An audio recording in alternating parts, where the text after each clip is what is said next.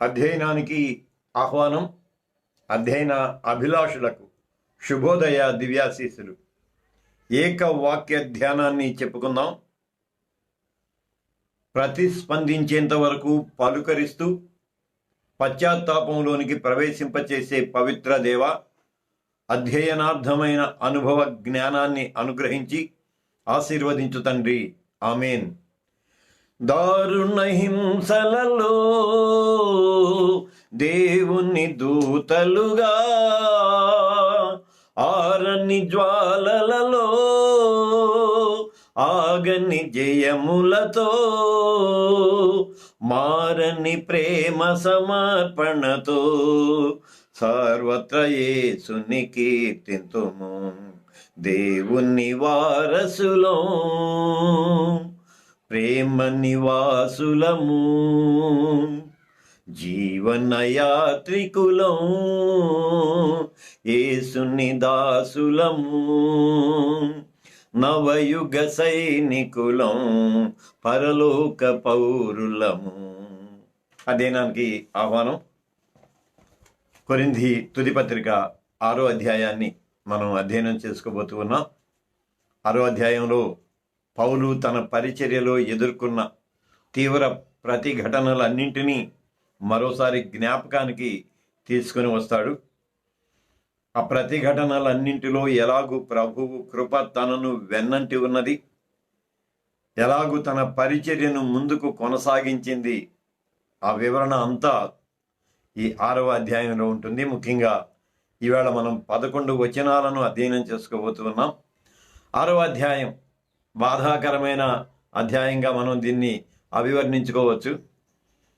పౌలు పడిన శ్రమలన్నింటినీ ఏకరువు పెడుతూ ఉంటాడు. అయినా తన ప్రయోజనాన్ని ఎలాగూ సానుకూలపరుచుకున్నాడో ఆ వివరణ అంతా కూడా ఈ 6వ అధ్యాయంలో మనం చూస్తాం.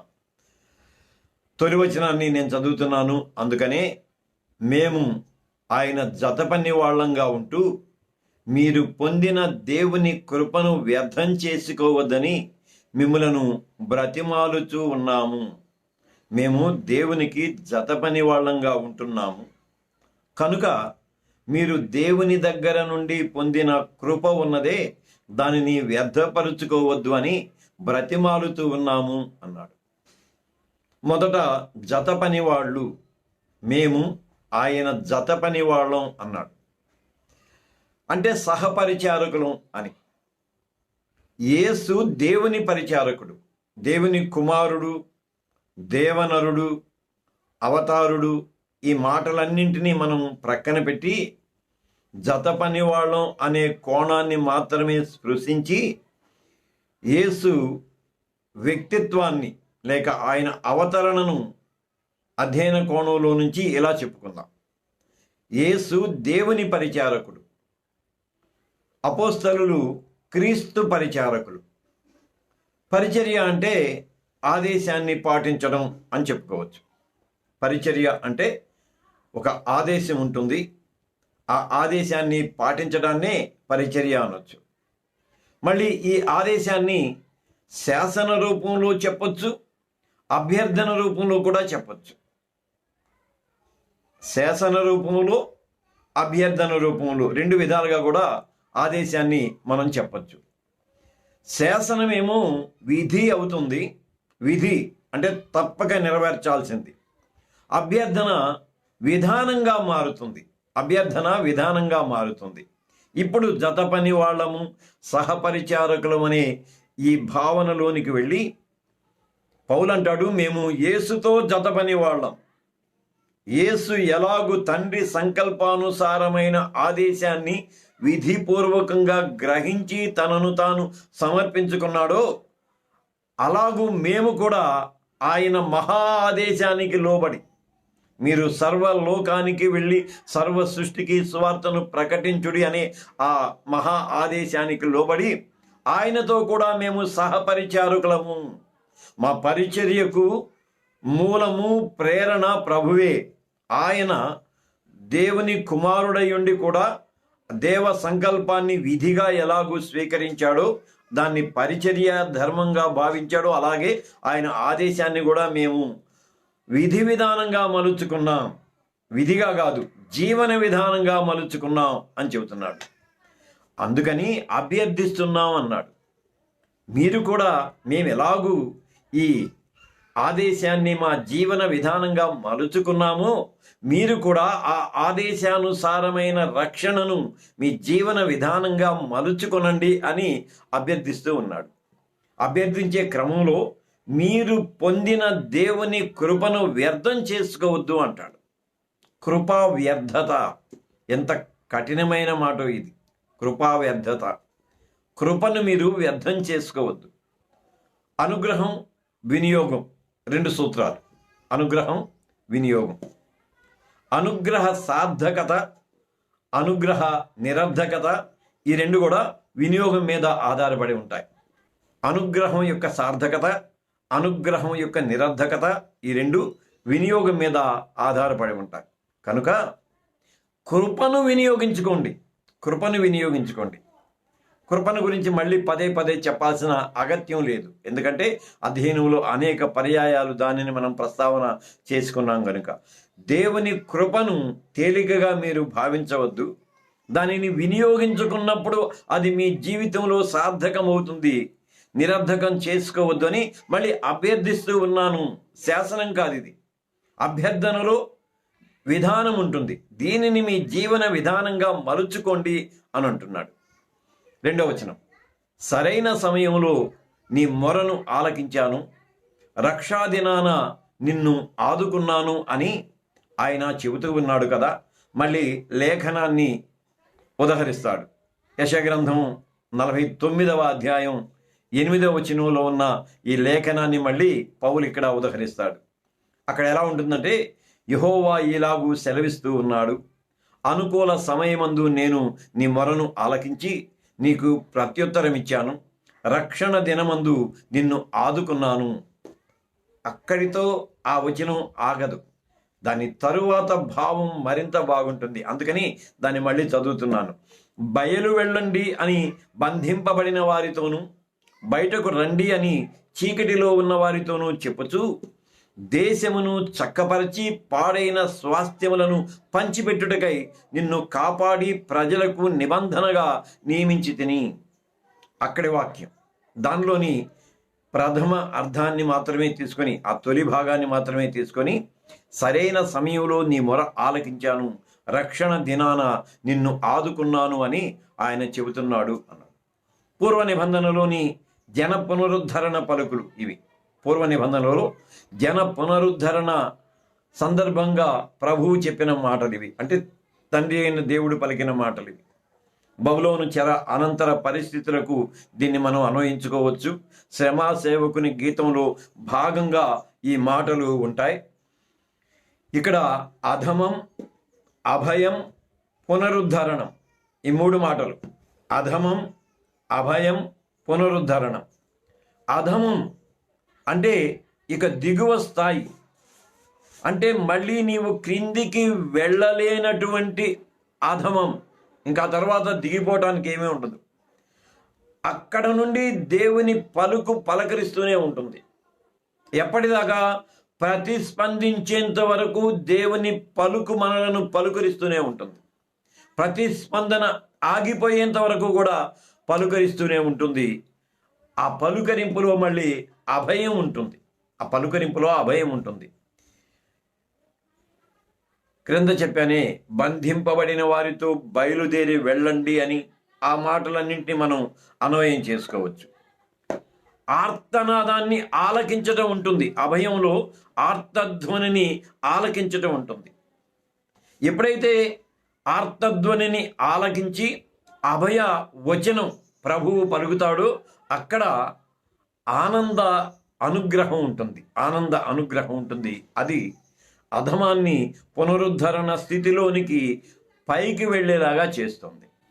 కనుక సరైన సమయంలో నీ మొర ఆలకించాను. సరైన సమయం ఏంటి? సరైన సమయం ఏంటంటే ప్రతిస్పందించే ప్రతి క్షణం సరైన సమయమే. దానికి ప్రత్యేకంగా ఈ టైం ఉంటుంది, ఇలా ఉంటుంది అని కాదు. ప్రభువు పలుకరిస్తూ ఉన్న ప్రతిసారి నువ్వు ప్రతిస్పందించాల్సిన అగత్యాన్ని గుర్తు చేసుకోవాలి. ప్రతిస్పందించే ఆ మనస్సు కలిగిన ప్రతిసారి సరైన సమయమే. ప్రతిస్పందించేంత వరకు ఆ పలుకు ఆగిపోదు. ప్రతిస్పందించడం ఆగిపోతే వినటానికి నీవు నేనుండవు, ఇంకంతే. అందుకని ప్రతిస్పందించేంత వరకు పలుకు పలుకరిస్తూ ఉంటుంది. ప్రతిస్పందనే సరైన సమయం. అప్పుడు అధమాన్ని జ్ఞాపకం చేసుకోవాలి, అభయాన్ని అంగీకరించాలి, ఆనంద గానంతో ముందుకు సాగిపోవాలి అంటాడు. 3వ వచనం, ఇదిగో ఇప్పుడే మరింత అనుకూలమైన సమయం, చూడు ఇదే రక్షాదినం. ఎప్పుడైతే ఆర్తధ్వనిని ఆలకించి అభయ వచనాన్ని ఆయన మనకు అందిస్తాడో, ప్రతిస్పందన ఎప్పుడు మనలో ప్రారంభమవుతుందో అది అనుకూలమైన సమయం, అది రక్షణా దినం. ఎందుకంటే ఇంకా ఆర్తధ్వని ఆగిపోయి ఆనందధ్వని ప్రారంభం అవుతుంది కనుక అది రక్షణా ధ్వని. పై వచనం అంటే 2-3 వచనాలను కలిపి మనం జాగ్రత్తగా అధ్యయనం చేసుకుంటే ఆ భావన అర్థమవుతుంది. 4వ వచనం, మా పరిచర్య నిందింపబడకుండా ఏ విషయంలోనైనా ఎలాంటి అభ్యంతరం కలిగించక, ఈ మాట బాగుంది, అభ్యంతరం కలిగించక మళ్ళీ మా పరిచర్య నిందించబడకుండా. అంటే ఎంత జాగరూకతతో, ఎంత చాకచక్యంతో, ఎంత సమన్వయంతో సౌవార్తిక పరిచర్యను కొనసాగించాలో ఒక హెచ్చరిక వాక్కుగా ఇది మనకు వినిపిస్తూ ఉంటుంది. మా పరిచర్య నిందించబడకుండా. ఇక్కడ పరిచర్య, ప్రజలు, ప్రయోజనం, ఈ 3 కోణాలను మనం స్పృశించాలి. పరిచర్య, ప్రజలు, ప్రయోజనం, ఈ 3 కోణాలను మనం స్పృశించాలి. పరిచర్య పైన చెప్పుకున్న సహపరిచారకులం అని, దేవ ఆదేశాన్ని జీవన విధానంగా మలుచుకోవటం పరిచర్య, విధిగా కాదు, జీవన విధానంగా మలుచుకోవటం పరిచర్య.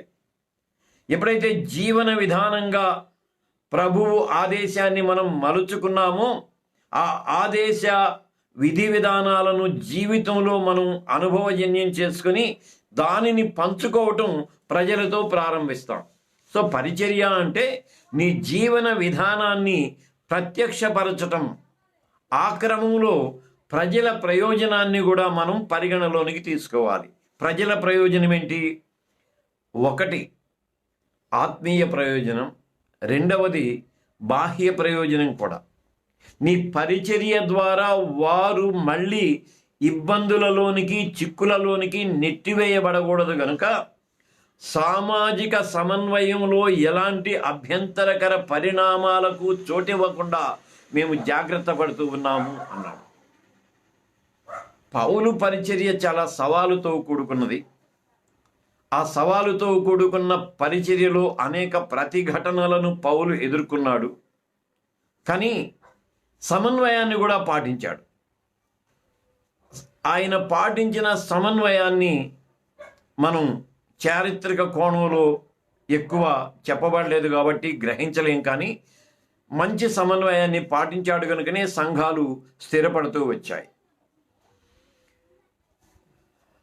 5వ వచనం, శ్రమల్లో, ఇబ్బందుల్లో, ఇరుకులలో, దెబ్బలలో, చెరసాలలలో, అల్లర్లలో, ప్రయాసలలో, జాగారాలలో, ఉపవాసాలలో చాలా ఓర్పు గలవాళ్ళమై ఇక్కడి నుంచి ఆయన కష్టాల చిట్టాని తెలియచేస్తాడు. ముందేమంటాడు? శ్రమ, ఇబ్బంది, ఇరుకు, ఈ స్థితులను గురించి వివరిస్తాడు. శ్రమ, ఇబ్బంది, ఇరుకు, ఈ స్థితులను.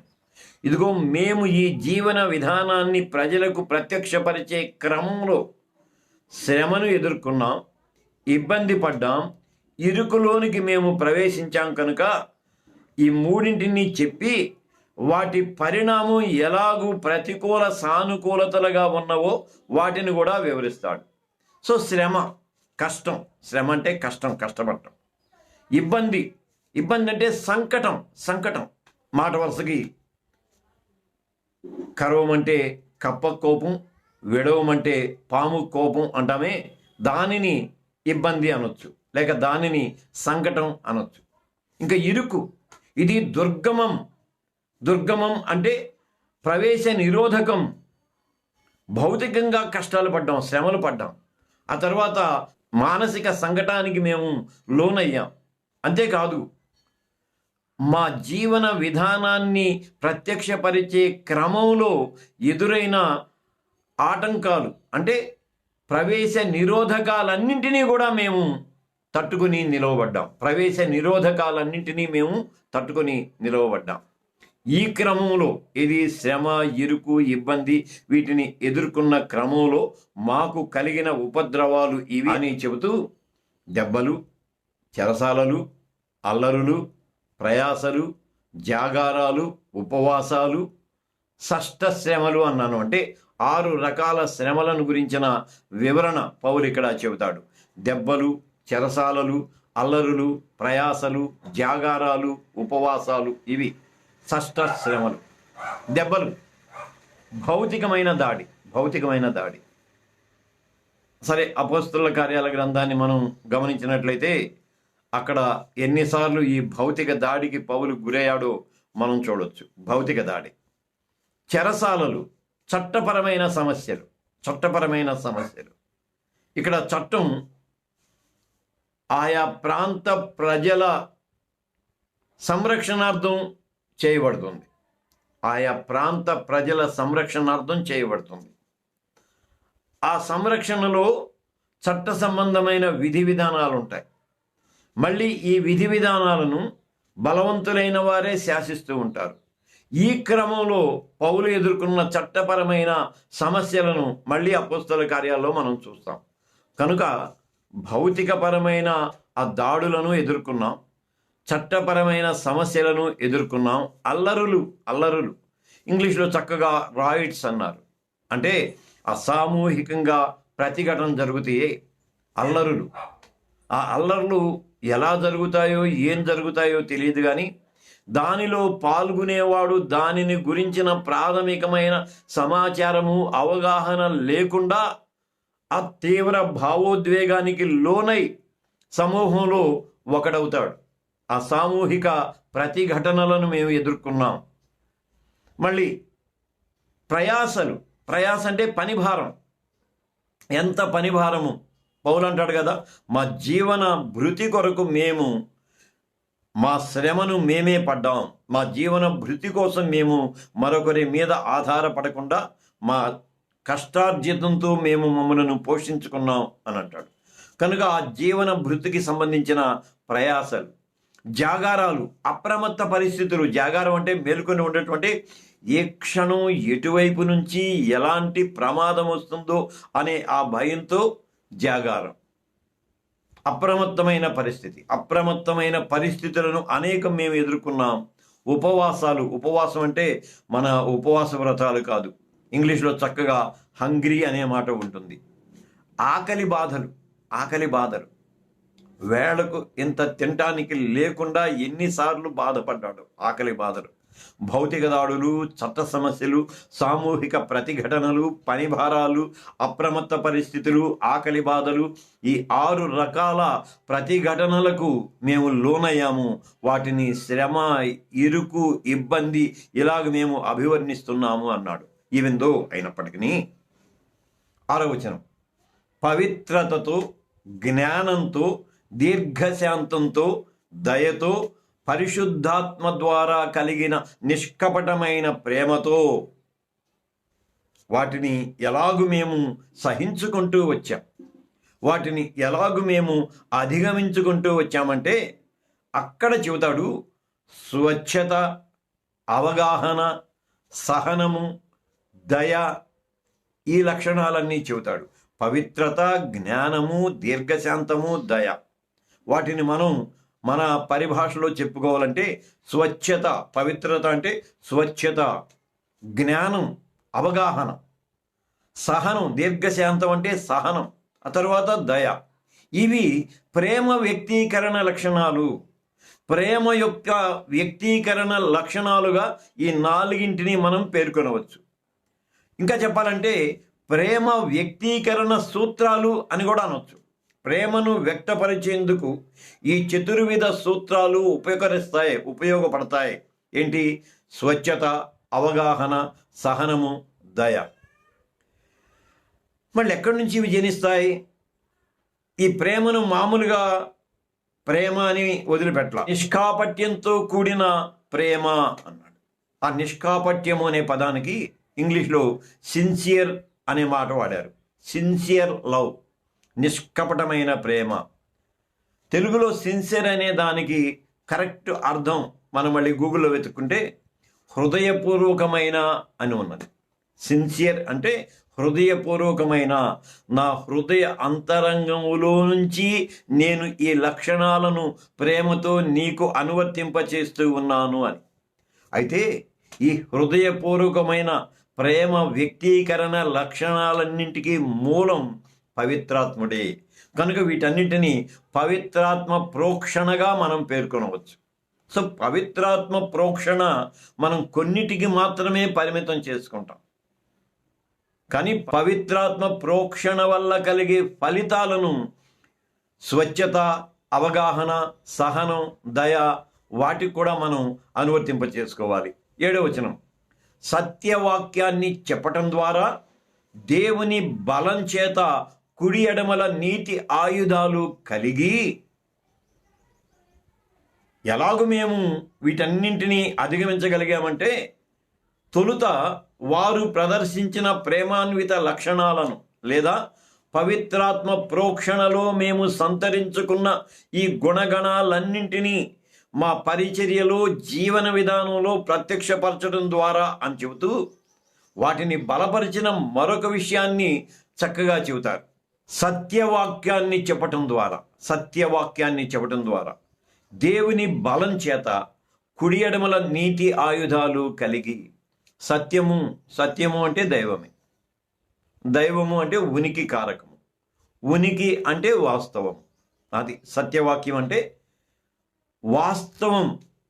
ఏదైతే ఉన్నదో అది ఉనికి, ఏదైతే ఉన్నదో అది సత్యం, ఏదైతే ప్రత్యక్షమవుతుందో అది సత్యవాక్యం. దాన్నే మేము వెల్లడించాం. సత్యవాక్యం అంటే మేము దేనిని స్పృశించాము, దేనిని దర్శించాము, దేనిని విన్నాము, దేనిని తాకి నిదానించి కనుగొన్నాము అంటాడే అది సత్యవాక్యం. దానిని మేము ప్రకటించడం ద్వారా దేవుని బలం, ఆ ప్రకటనలో మేము పొందిన దేవుని బలాన్ని కుడి ఎడమల నీతి ఆయుధాలుగా కలిగి ఉన్నాం. మళ్ళీ నీతి ఆయుధాలు అంటే నీతి అనగానే ఆర్డర్లీ లైఫ్ అన్నాం, క్రమబద్ధీకరణ జీవన విధానం అన్నాం. అంటే క్రమబద్ధీకరణమైన జీవన విధానాన్ని, ఆ నైతిక విలువలను మేము దేవుని బలంగా ఆయుధాలుగా కలిగి ఉండి వీటన్నింటినీ ఎదుర్కొన్నాం. ఘనతల వల్ల, సుకీర్తి దుష్కీర్తుల వల్ల దేవునికి పరిచారకులంగా ఉండి అన్ని స్థితులలో మమ్ములను మేము మెప్పించుకుంటూ ఉన్నాము. పైనేమో ఎదుర్కొన్న భౌతికపరమైన పరిస్థితులన్నింటినీ తెలియచేస్తూ ఆ తరువాత దాని వలన కలిగిన పరిణామాలను చెబుతూ ఘనతల వల్ల, సుకీర్తి దుష్కీర్తుల వల్ల, అభినందనలో తిరస్కారంలో. ఘనత అఘనత అంటే అభినందన, ఆ తర్వాత తిరస్కారం. అభినందించిన సమయాల్లో అభినందనలు పొందాం, తిరస్కరించిన సమయంలో తిరస్కారానికి గురయ్యాం. మళ్ళీ కీర్తి దుష్కీర్తి, ప్రశంస అభిశంసన. ప్రశంసించారు, అభిశంసించారు. మనం పౌలు ప్రయాణాలలో వీటన్నింటినీ చూస్తాం. దేవతలు దిగి వచ్చారు అన్న ప్రజలే రాళ్లతో కొట్టి ఊరి వెలుపలకు నెట్టారు. సుకీర్తి దుష్కీర్తి, ఘనతలు ఈ రెండు ఆ సందర్భంలో మనం చూస్తాం. వీటిని దేవ పరిచారక తత్వం, క్రీస్తు మార్గదర్శకత్వం, రిక్తతా సూత్రంగా మనం అభివర్ణించుకోవచ్చు. దేవ పరిచారక తత్వం అంటే దేవుని పరిచారకులం అన్నాడు కదా. ఈ దేవ పరిచారక తత్వం ఏమిటి? ఇది క్రీస్తు చూపిన మార్గదర్శకత్వం. మళ్ళీ క్రీస్తు చూపిన మార్గదర్శకత్వం ఏంటి? రిక్తతా సూత్రం. ఆయన తండ్రితో ఉండుట విడిచిపెట్టకూడని భాగ్యమని ఎంచుకొనక దాసుని స్వరూపాన్ని ధరించుకొని, మళ్ళీ అక్కడ ఆ పారాడాక్సిజం కాదు కానీ ఆ వైవిధ్యాన్ని మనం చూస్తూ ఉంటాం. తండ్రితో ఉండుట భాగ్యము, విడిచిపెట్టుట మళ్ళీ ఆదేశిక సూత్రం, రిక్తతా సూత్రం. కనుక దేవ పరిచారిక తత్వం, క్రీస్తు మార్గదర్శకత్వం, రిక్తతా సూత్రం, వీటన్నింటినీ సమన్వయం చేసుకుని మేము ముందుకు సాగిపోతూ మమ్ములను మేమే దృఢపరుచుకుంటూ ఉన్నాము.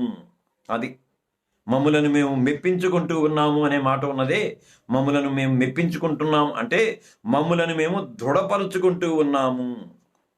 ప్రతికూలతలకు అనుగుణంగా మా జీవన విధానాన్ని మలుచుకుంటూ ఉన్నాము. రెండు రకాలుగా చెప్పుకుందాం. ప్రతికూలతలకు అనుగుణంగా మా జీవన విధానాన్ని మలుచుకుంటూ ఉన్నాము. రెండో విధం ఎలాగంటే, ప్రతికూలతలను సానుకూలతలుగా మా పరిచర్య విధానానికి అన్వయించుకుంటూ ఉన్నాం. ఒకేలాగా ధ్వనిస్తాయి, కానీ రెండు వేరు భావనలతో కూడిన వాక్యాలు ఇవి. మొదటిది, ప్రతికూలతలకు అనుగుణంగా మా జీవన విధానాన్ని మలుచుకుంటూ ఉన్నాం. రెండోది, ప్రతికూలతలను సానుకూలతలుగా మా పరిచర్య విధానానికి అన్వయించుకుంటూ ఉన్నాం. కనుక ఘనతలలో, సుకీర్తి దుష్కీర్తులలో మేము కొనసాగుతూనే ఉన్నాం. 9, ఇక్కడి నుంచి చక్కగా ఆ వైవిధ్యాన్ని, వైరుధ్యాన్ని, వాటన్నింటినీ పేర్కొంటాడు. ఎలాగూ తమ పరిచర్య విధానంలో వాటిని ఎదుర్కొన్నది. 9, 10 కలిపి చెప్పుకుందాం. మేము మోసగాళ్ళంగా ఉన్నా సత్యవంతులము, ఏమీ తెలియని వాళ్ళంగా ఉన్నా అన్నీ తెలిసిన వాళ్ళం, చనిపోతున్న వాళ్ళలా ఉండి కూడా ఇదిగో బ్రతుకుతూ ఉన్నవాళ్ళం, శిక్ష పొందుతూ ఉన్న వాళ్ళంగా ఉండి కూడా చంపబడని వాళ్ళం. 10వ వచనం కూడా చదువుతా. దుఃఖపడిన వాళ్ళమైనట్టుగా ఉండి నిత్యము సంతోషించే వాళ్ళం, దరిద్రులమైనట్టుగా ఉన్న చాలామందికి ఐశ్వర్యాన్ని కలిగించే వాళ్ళం, ఏమీ లేని వాళ్ళంగా ఉన్న సమస్తం కలిగిన వాళ్ళం. వైరుధ్య స్థితులు, వైవిధ్య అనుభూతులు అన్నాను నేను. వైరుధ్య స్థితులు, వైవిధ్య అనుభూతులు అవి వ్రాస్తాడు.